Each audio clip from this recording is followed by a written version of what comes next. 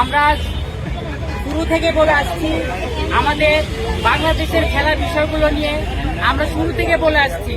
আমরা যতগুলো ম্যাচ এই পর্যন্ত আমরা ম্যাচ উপভোগ করেছি 60 মিনিট 70 মিনিট আমরা ভালোই খেলি, তারপরে আমাদের 2 গোল 1 গোলে আমাদের হারতে হয়। এই সিস্টেমগুলো বাংলাদেশের কোচ আজ পর্যন্ত পরিবর্তন করতে পারে নাই। আমাদের বাংলাদেশ খেলার মধ্যে যতগুলো ত্রুটি আছে, এত আমাদের কোচ পরিবর্তন হচ্ছে, এগুলোর পরিবর্তন হচ্ছে না। কারণ একটাই, যোগ্য খেলোয়াড়দের দিয়ে আমরা খেলাতে পারছি না।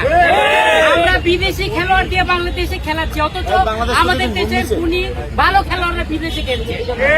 এবং তাদের মধ্যে আমাদের দাবি ছিল আমাদের সকল সাপোর্টারদের হামজা চৌধুরীকে নিয়ে, আমাদেরই তো দাবি, তাকে আনা হয়েছে। আমরা চাই মাহমুদুল সহ যে সমস্ত খেলোয়াড়রা আছে, শুধু মাহমুদুল নয়, সমস্ত খেলোয়াড়দেরকে আনতে হবে, আমাদের স্বার্থে খেলাতে হবে, আপনাদের মন মতো মন গড়া খেলোয়াড় দিয়ে খেলাতে হবে।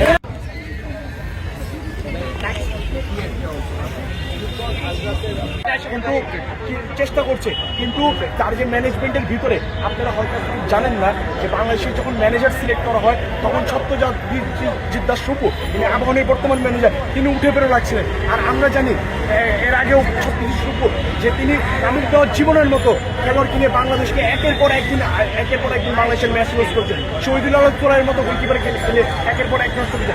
বাংলাদেশে এখনো সিন্ডিকেট আছে, এখনো সেরকম ম্যানেজার আছে। আমরা সেগুলো বাদক তাবিদ আউয়াল বাংলাদেশের ভূমিকা রাখছেন, কিন্তু তাবিদ আউয়াল যখন আমরা প্রোটেস্ট করি এবং যখন এই ডিসিশনটা হয়, আমরা যখন শুনেছি তাবিদ আউয়াল এই সম্পর্কে অবগত ছিলেন।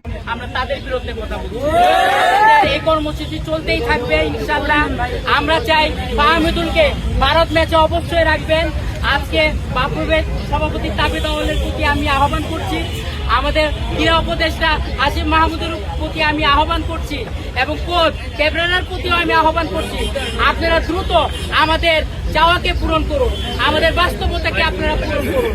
আমরা বাংলাদেশি ফুটবল আলট্রাস প্রথম সারির ফ্যান বেস আমাদের স্টেডিয়ামে, আমরা যে সময় খেলোয়াড়রা খেলতো স্টেডিয়ামে ছিল দর্শক শূন্য, আজকে আমাদের মাধ্যমে কানায় কানায় পরিপূর্ণ হচ্ছে স্টেডিয়াম।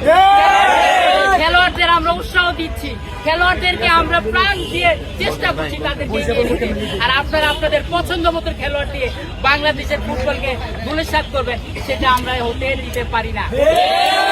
আমি এখনই আমার বক্তব্য শেষ করছি।